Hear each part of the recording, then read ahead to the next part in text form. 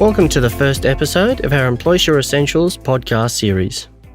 This is the first in a 6-part series where I'll be having a chat with some of our workplace relations and WHS experts from the Employsure team on a range of big issues hitting small businesses. My name is Scott McGrath and I'll be your host for this series. In this episode, I'll be speaking with one of our workplace relations advisors, Kylie Jones, about what's been keeping our team of over 100 advisors busy this July. Kylie gives us a wrap-up on the new minimum wage and penalty rate changes, as well as some other tips for small businesses. Let's get the interview underway. Hi Kylie, thanks for coming. Thanks for having me today, Scott. So 1 July's just happened. What are the big changes? The biggest change is the national minimum wage case decision that was effective on the 1st of July. Okay, so there was a lot of media attention when it came out. 3.3% increase, bigger since 2011. Is that correct? That's correct, yes. And we're talking about all sectors, all employees? That's right. So every modern award and, of course, anybody who's award-free must be paid no less than the national minimum wage. And is that where most of the calls come from on this? I mean, you guys are very busy with this sort of stuff. Are people getting it wrong? We are seeing an increase in calls, of course, making sure that they are understanding what the new rates of pay are for their modern award and, of course, anybody that's covered by the modern award or who is award-free. Okay, and they've got to get it right, haven't they? They absolutely need to get it right, so it's effective on the first full pay period after the 1st of July. Some people that might be listening to this podcast may not be directly involved in the payroll of their business. They've got to be getting the advice right, haven't they? They do. So it's important that their bookkeeper or whoever makes the pays does know what the new rates of pay are going to be. Okay, Kylie, great.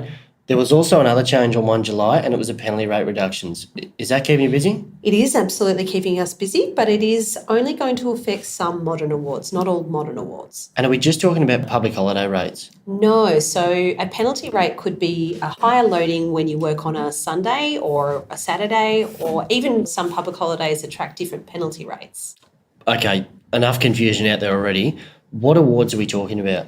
So it's some big awards: General Retail Industry Awards, Hospitality Industry General Award, Fast Food Industry Award, the Restaurant Industry Award, the big sort of hospitality retail-based awards. Yeah, okay. So we're not even talking about all employees across these sectors, are we? Only those covered by these awards. That's right. So if you work in a restaurant or a cafe or a retail store, it's going to affect you if you work on a Saturday or on a public holiday. Yeah, okay. Let's 100% clear it up. Who are we not talking about?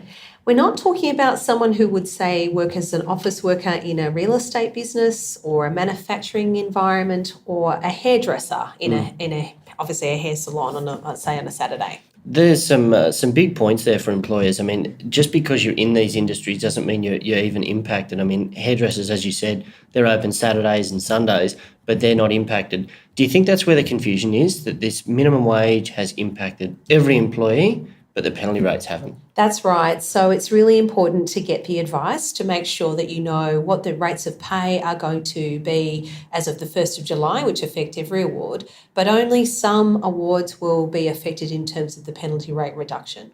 And it's not even, 1 July the changes did come in, but it's going to be over the next 2 years, is that right? That's right. So it's a sliding scale for the next 2 years. And of course, that means that it's not one big reduction, it's going to be a small reduction over the course of the next 2 years. Okay. So Kylie, it's important that people get the advice, isn't it? It's absolutely critical that they get the advice to make sure that they know what their obligations are. And getting it right, very important.